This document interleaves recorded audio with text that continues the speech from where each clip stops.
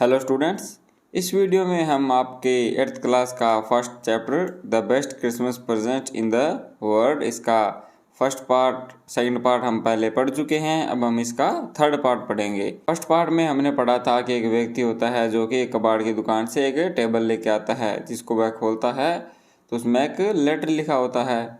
Second part में हमने पढ़ा था उस व्यक्ति ने उस क्रिसमस की रात को क्या हुआ था जिसको उसने the best Christmas present in the world का नाम दिया था। तो वो हमने लेटर में पढ़ लिया था, तो इसका पार्ट सेकंड है। अब हम इसका पार्ट थर्ड पढ़ेंगे, जिसमें वह व्यक्ति उस लेटर को उस महिला यानी डियर कोनी को देने जाएगा। उसका नाम कोनी है तो हम कोनी ही बोल सकते हैं। तो चलिए अब हम पार्ट थर्ड शुरू करते हैं। I folded the letter again and slipped it carefully back into its envelope. मैंने उस लेटर को पुनः बंद किया और उसको उसके एनवलप यानी लिफाफे में डाल दिया। I kept awake all night. मैं पूरी रात जागता रहा। By morning, सुबह होते ही I knew that what I had to do, कि मुझे क्या करना है। I drove into Bridport. मैं ब्रीडपोर्ट के लिए गया या उसने वहाँ तक गाड़ी लेकर गया। Just a few miles away, जो कि थोड़ी ही दूरी पर था या थोड़ी मील्स दूर था। I asked a boy walking his dog where, मैंने उसे एक लड़के से पूछा जो वहाँ अपने कुत्ते को टहला रहा था। वेयर कॉपर बीचेज वॉज, ये कॉपर बीचेज कहाँ था। House number 12 turn out to be nothing but a burn out shell, उसने कहा कि 12 नंबर हाउस ज़्यादा कुछ नहीं, बस एक जला हुआ घर है। द रूफ गैपिंग, जो रूफ है वो उखड़ी हुई है। द विंडो बोर्डेड अप, जो खिड़कियाँ हैं वो भी ख़राब हो चुकी हैं। I knocked at the house next door, मैंने उसके अगले वाले घर को नॉक किया, मतलब दरवाज़ा खटखटाया। The windows and asked if anyone knew the whereabouts Mrs McPherson, तो कहता है कि मैंने उस घर के अगले वाले घर को खटखटाया और शायद वो कोई है जो वहाँ पे जो भी रहता है वो शायद मिसेस मैकफर्सन को जानता हो। ओ यस, उसने कहा हाँ। Said the old man in his slippers, एक व्यक्ति ने कहा जिसने स्लीपर्स पहनी हुई थी। ही न्यू हर वेल, वह उसे अच्छी तरह से जानता था। ए लवली ओल्ड लेडी, प्यारी वृद्ध महिला। ही टोल्ड मी, उसने बताया। A bit muddle headed but at her age she was entitled to be was not see. Muddle headed का मतलब आप बोल सकते हो सन की दिमाग, तो कहता है भी हाँ थोड़े सन की दिमाग की, लेकिन जितनी उसकी उम्र थी वह होना सही था। 101 ईयर ओल्ड, 101 वर्ष की। She had been in the house when it caught fire, कि वह घर के अंदर ही थी जब वहाँ आग लगी। No one really knew how the fire had started, कोई नहीं जानता कि वास्तव में आग कैसे लगी। But it could well have been candles, लेकिन इसका रीज़न है वो कैंडल्स हो सकती है, मोमबत्तियाँ। She use candles rather than electricity, वह इलेक्ट्रिसिटी से ज़्यादा क्या कैंडल्स यूज़ करती थी। बिकॉज सी ऑलवेज थॉट, क्योंकि वह हमेशा सोचती थी इलेक्ट्रिसिटी वॉज टू एक्सपेंसिव, क्योंकि इलेक्ट्रिसिटी है वो महंगी होती है, ऐसा वो सोचती थी। The fireman had got her out just in time, fireman जो आग बुझाने वाला व्यक्ति था उसने उसे समय पर बचा लिया। She was in A nursing home, वह अब नर्सिंग होम में है। नाउ ही टोल्ड मी, उसने बताया। Brighton house on the Dorchester road on the other side of town, जो कि टाउन के दूसरी साइड डोरचेस्टर रोड पर है। I found Brington house nursing home easily enough, मैंने ब्रिंगटन हाउस जो नर्सिंग हाउस है उसको आसानी से ढूंढ लिया। There were paper chain up in the hallway and a lighted Christmas tree stood in the corner with a lopsided angel on top. Lopsided मतलब होता है थोड़ा सा तिरछा हुआ, तो कहता है हॉल के रास्ते में ऊपर कागज़ की चेन बनी हुई थी और कोने पर एक लाइट मतलब जगमगाता हुआ क्रिसमस ट्री रखा हुआ था, जिसके शीर्ष पर जो लोप्सिडेड एंजल मतलब जो एंजल था वो तिरछा हुआ था। I said I was a friend come to visit Mrs McPherson to bring her a Christmas present, कहता है कि मैं मिसिज मैकफर्सन का दोस्त हूँ, उनसे मिलने आया हूँ, उनके लिए एक क्रिसमस का उपहार लेकर आया हूँ।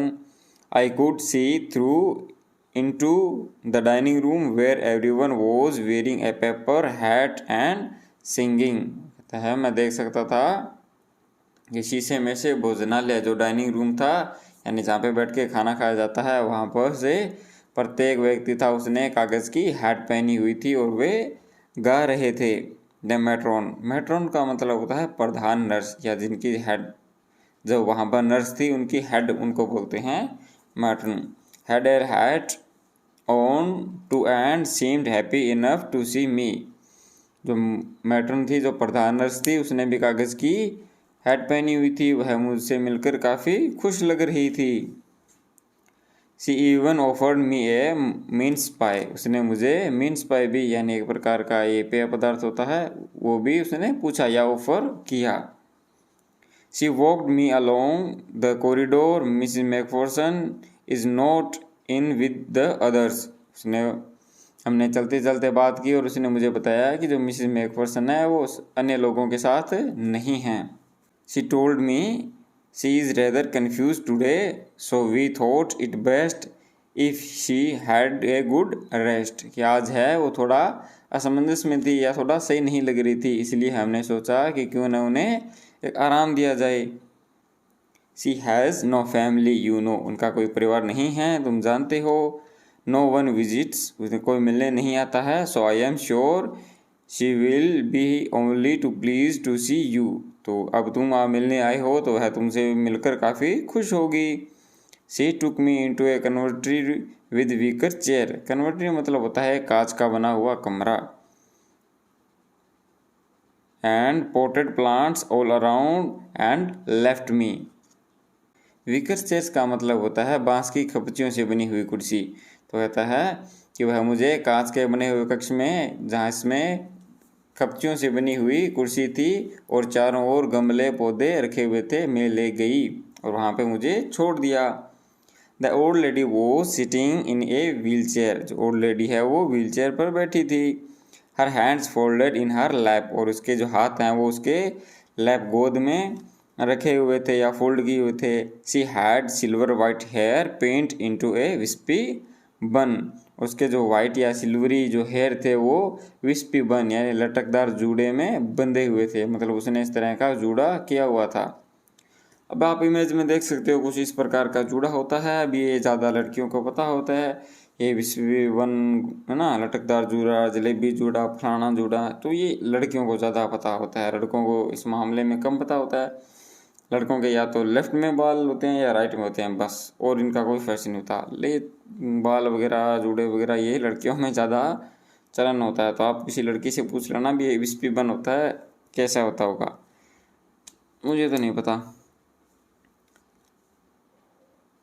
She was gazing out at the garden, gazing out मतलब होता है टकटकी लगा कर देखना, वह गार्डन की ओर टकटकी लगा कर देख रही थी।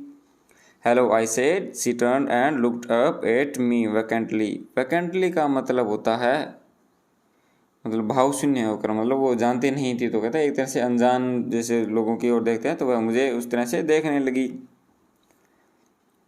Happy Christmas Connie, I went on, I found these, I think is yours, कहता है हैप्पी क्रिसमस, मैं यहाँ आया हूँ मुझे ये मिला था, मेरे हिसाब से ये आपका है।